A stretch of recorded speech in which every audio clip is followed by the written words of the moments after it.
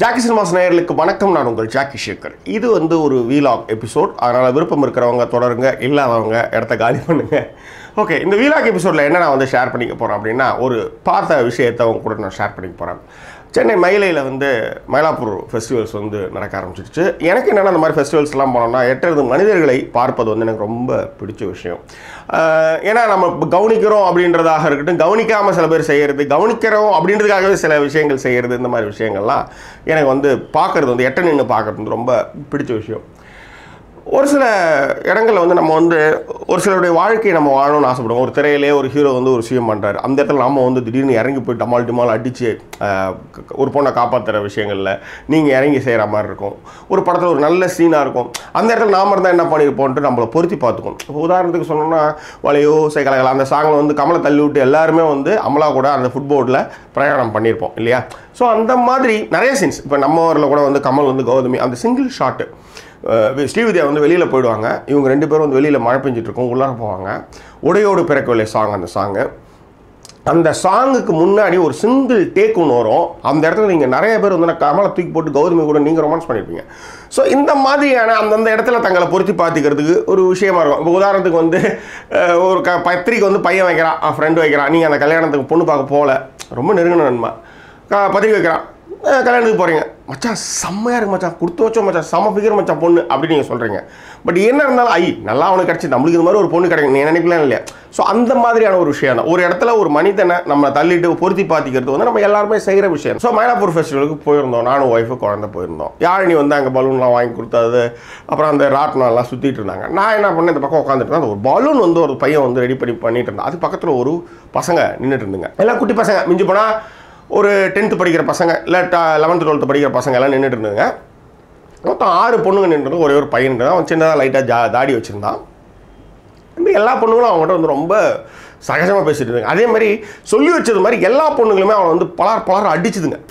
என்னது பேசிக்கிறப்ப பலார் அடிக்குதுங்க. அவன் என்ன பண்ணுறான், பட்டு அடிக்கிறப்ப இப்படி லைட்டாக தடவை விட்டுட்டு அவன் பேசிகிட்டு இருக்கிறான், சிரித்து பேசிகிட்டு இருக்கான். ஒசரம் எல்லாம் வந்த பொண்ணுங்க, அதாவது 6 பொண்ணுங்க.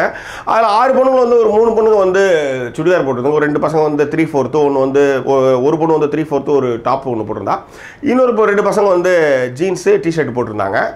எல்லாமே கொஞ்சம் வெல் டுடுவாக இருந்தாங்க. அவங்கவுங்க வீட்டில் கொடுக்கப்பட்ட சில சுதந்திரத்துக்கு ஏற்ற மாதிரியான ட்ரெஸ்ஸை அணிஞ்சிட்டு வந்திருந்தாங்க. அவங்க அந்த பசங்கிட்ட அந்த பையன்கிட்ட பேசிகிட்டு இருக்காங்க. அவன் ரொம்ப கேஷுவலாக பேசிட்டு இருக்கான். அவன் கண்ணு ஃபுல்லாக அவ்வளோ சந்தோஷம். அந்த பசங்க 6 பசங்க பொம்பளை பசங்க, அதுங்கிட்டையும் அவ்வளோ சந்தோஷம். என்னென்ன இது ஒரு நட்பு, அதாவது என்ன சொல்கிறது, ஃப்ரெண்ட்ஷிப்பு. ரொம்ப நாள் கழித்து அவங்க பார்க்குறாங்க போல இருக்குது. சொல்லி வச்சது மாதிரி எல்லா பொண்ணுங்களுமே பலார் அடிக்குதுங்க அவனை. அதாவது ஒரு பொண்ணு அடிச்சு, அதாவது ஒரு பொண்ணு அடிச்சிச்சு அவனை, பயங்கரமாக அடிச்சிருச்சு. அதாவது உணர்ச்சப்பட்டு விளையாடுறப்ப டப்புன்னு அடிப்பதுமா அந்த மாதிரி அடிச்சிச்சு.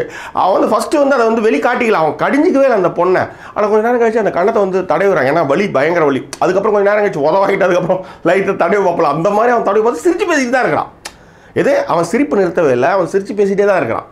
அப்போ அந்த பொண்ணுங்க அவ்வளோ கேஷுவலாக, என்ன நான் ஒரு 10 அடி தூரத்தில் இருந்ததுனால அவங்க என்ன பேசுனாங்கன்னு எனக்கு தெரியல. பட் என்னை பொறுத்தவரையில் இதுதான் நடந்திருக்கும். இவன் அப்பாவோடைய டிரான்ஸ்ஃபருக்காக, இது ஒரு திரைக்கதை மாதிரியே வச்சுக்காங்களேன். ஸோ அந்த பையன் எல்லாரும் அடித்து பேசுகிறாங்க, ரொம்ப சந்தோஷமாக இருக்கிறாங்க. அந்த பையன் அந்த பொண்ணுங்கிட்ட கொஞ்சம் கூட கடிஞ்சிக்கல, கண்ணு ஃபுல்லாக சந்தோஷம் இருக்குது. அதேமாதிரி அந்த பொம்பளை பசங்களும் பொதுவெளின்னு கூட பார்க்காம ஒரு பையன் டப்புன்னு அடிக்குதுங்க. அதில் அந்த விளையாட்டில் நட்பு தெரியுது. இது ஒரு திரைக்கதை மாதிரியே வச்சுக்காங்களேன். அப்போ அந்த பையன் எந்த எதிர்ப்புமே தெரிவிக்காமல் இருக்கான் இல்லையா? அந்த பையன் எந்த எதிர்ப்புமே தெரிவிக்கலை. அப்போ அந்த பசங்க உரிமையோடு அடிச்சுக்குதுங்க. என்ன காரணமாக இருக்கலாம் அப்படின்னு யோசிக்கும் பொழுது ஒருவேளை இப்படி இருந்திருக்கலாம். அந்த பையன் அப்பாவுடைய பணி நிமித்தம் காரணமாக டிரான்ஸ்ஃபர் ஆகி போயிருப்பாங்க. அங்கே இந்த பையன் போயிருக்கணும். போய் இந்த பசங்க ஃப்ரெண்ட்ஷிப்பாக இருந்து எல்லோரும் என்ன பண்ணுவாங்க, மெசேஜ் அனுப்பிச்சிருக்கலாம். அந்த பையன் வாட்ஸ்அப்பில் பதில் சொல்லியிருக்கலாம், இல்லை பதில் சொல்லாமலே கூட விட்டுருக்கலாம். ஏன்னா ஒரு சில பேரை நம்ம மறக்கணும் அப்படின்னு நினைக்கும்பொழுது வாட்ஸ்அப்பில் சில பேருக்கு உடனே பதில் சொன்னோம்னா நம்ம அவங்க கூட ட்ராவல் பண்ணுற மாதிரியே இருக்கும், மற்ற எந்த வேலையும் செய்யவே முடியாது. ஸோ அதனால் சில பேர் மெசேஜ் அனுப்புகிறப்ப நம்ம என்ன பண்ணுவோம்னா டக்குன்னு தள்ளி வச்சுருவோம். அந்த மாதிரி கூட அது இருந்திருக்கலாம். அந்த மாதிரி அந்த பையன் அவங்க மெசேஜ் அனுப்பிச்சு இவன் ரிட்டன் மெசேஜ் அனுப்பாமல் கூட அவன் இருந்திருக்கலாம். அந்த கோவம் கூட இவனை அடிக்கிறதுக்கு காரணமாக இருக்கலாம். அடித்து ஏன்டா மெசேஜ் நான் தான் அனுப்பிச்சல, கான்டாக்டே உடனே பண்ணலை அப்படின்னு இருக்கலாம்.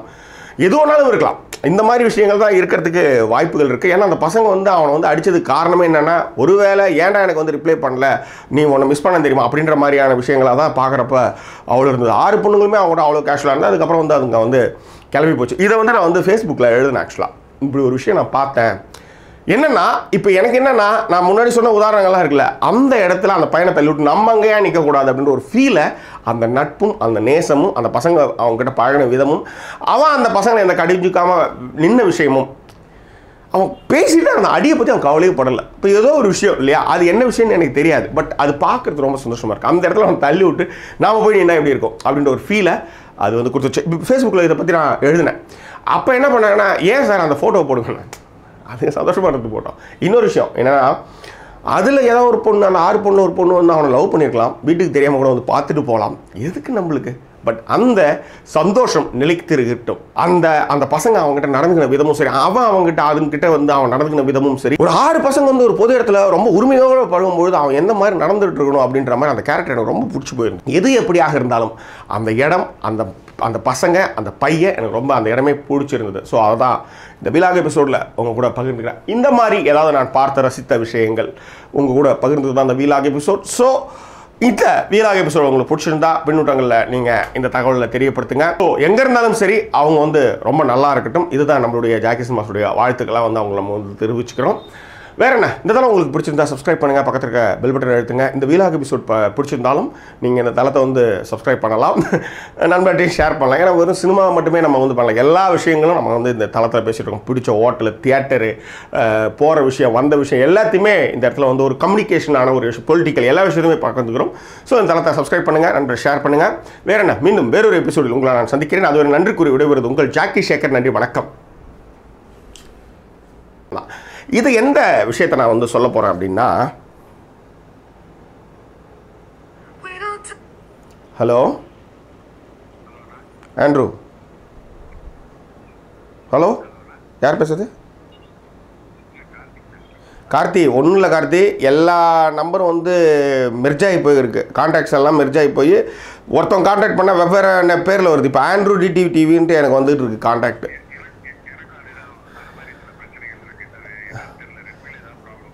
என்ன கர்மன்னு தெரியல. இப்போ நான் டேக் போயிட்டுருக்கேன், அவங்க திரும்ப கால் பண்ணுறேன். உனக்கு ஃப்ளோவில் டேக் போயிட்டுருக்கேன். ஓகேவா, நான் திரும்ப கால் பண்ணுறேன். தேங்க்யூ, பாய்.